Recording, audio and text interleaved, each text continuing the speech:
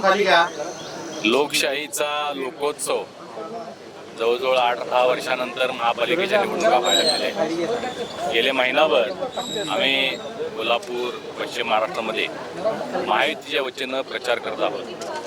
प्रचंड प्रतिसाद नागरिकांच्याकडून, अनेक विश्वास, विकासात्मक कामं होण्याच्या दृष्टिकोनातून लोकांनी आम्हाला समर्थन दिलेलं दिसून आलं।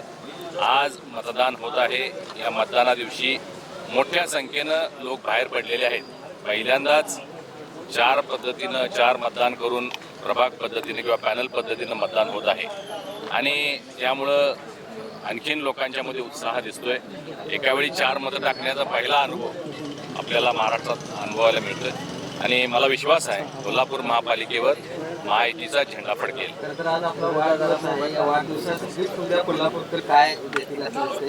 वाढदिवस आज आहे, परंतु मी आज साजरा करणार नाही।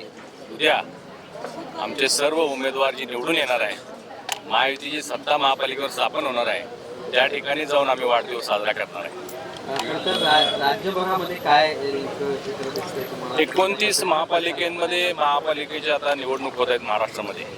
त्यामध्ये अतिशय चांगला प्रतिसाद म्हणजे 27-28 ठिकाणी तरी मला वाटतं महायुतीची सत्ता येईल, सरकार येईल। कारण गेल्या वर्ष-दीड वर्षामध्ये आणि पूर्वीच्या 2.5 वर्षामध्ये जे लोकहिताची कामं, मोठ्या प्रमाणात इन्फ्रास्ट्रक्चर आणि विकासात्मक कामं जी लोकांना अपेक्षित होती ती महायुतीच्या तिन्ही नेत्यांनी केल्यामुळं लोकांचा उत्स्फूर्त असा प्रतिसाद आम्हाला मिळतोय।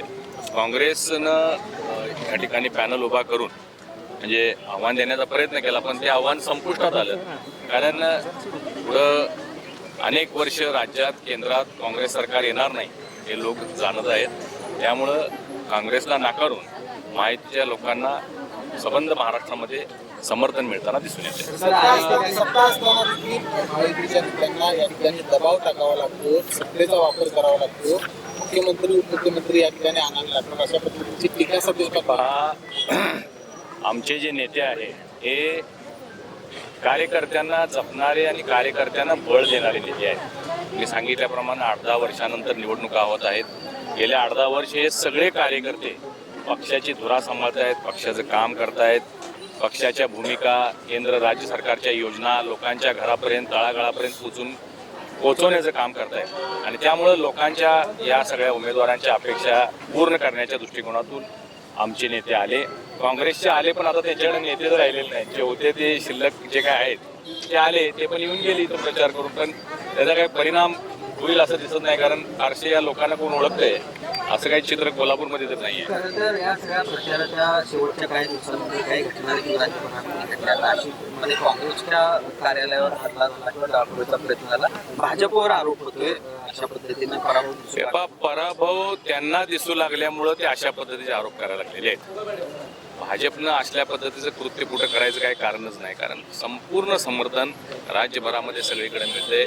लाडकी बहीण योजनेचा परिणाम आम्हाला दिसतोय। आम्ही प्रचार करत असताना पाहिलं की मोठ्या संख्येनं महिलाच प्रचारामध्ये सहभागी होत्या। प्रचार सभा असेल, रॅली असेल, फेरी असेल आणि त्यामुळं समर्थन भारतीय जनता पार्टीला जास्त आहे। आता काँग्रेसच्या पायाखालची वाळू घसरलेली आहे, त्यांना कुठंच समर्थन मिळत नाही, त्यांचे लोक निवडून येतील अशी शाश्वती नसल्यामुळे ते अशा पद्धतीचे आरोप करतात असं माझं म्हणणं आहे। काँग्रेसने या सगळ्या महिलांना मोफत KMT प्रवासाचं आश्वासन दिलेलं दिसतं। कोल्हापूर महापालिकेच्या KMTची अवस्था बिकट आहे। खूप साऱ्या बसेस बंद अवस्थेमध्ये आहेत। त्यांच्या काँग्रेसच्या 15 वर्षाच्या कार्यकाळात महापालिकेमध्ये कोणतंही भरीव काम ते करू शकलेलं नाही। KMT ज्या बंद पडलेल्या त्याचे टायरसुद्धा ते बदलू शकलेले नाहीत। आम्ही महाडिक परिवारानं 10 लाख रुपये यापूर्वी एकदा KMTच्या बसेस दुरुस्त करण्यासाठी दिलेले होते, आपल्याला सगळ्यांना माहिती आहे।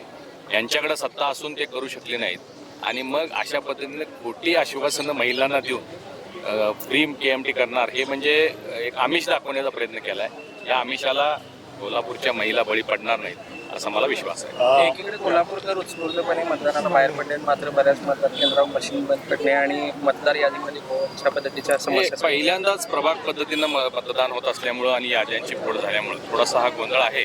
परंतु आमचे भारतीय जनता पार्टीचे सर्व पदाधिकारी आणि कार्यकर्ते सर्व बूथवर सज्ज आहेत। डिजिटल मीडिया असेल किंवा ॲपच्या माध्यमातून ताबडतोब ज्या दुरुस्त्या करायच्या असतील किंवा मतदान केंद्र बदल असेल, यादीतील नाव वेगळ्या ठिकाणी असेल तर ते दाखवण्याचं आणि लोकांना सुचवण्याचं काम आमचे ताबडतोब सगळे पदाधिकारी करतायत. त्यामुळं थोडासा गोंधळ असला तरी थोड्या वेळात ते सगळं दुरुस्त होईल.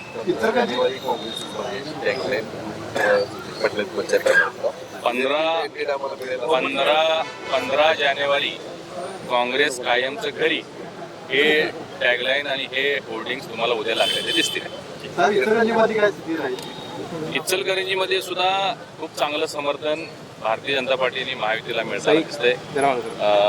होतो ना भविष्यात असा निकाल इचलकरंजीमध्ये सुद्धा आपल्याला पाहायला मिळेल आणि कोल्हापूर इचलकरंजी दोन्ही ठिकाणी महायुतीचे माफक होतील याचा मला पूर्ण विश्वास आहे.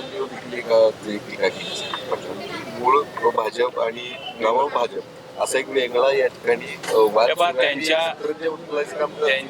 त्यांच्या टीकेला उत्तर देण्याची आवश्यकता नाही आहे. ते थोडंसं त्यांनी मानसिक ताण घेतलेलं आहे. मी आपल्याला सांगितल्याप्रमाणे हे सतरंजा उचलायचं काम हे कायमपणानं कार्यकर्ते करत असतात. आम्ही केलेलं आहे, भविष्यातही आम्ही करणार आहे. त्या बाबतीत बोलायची आवश्यकता नाही.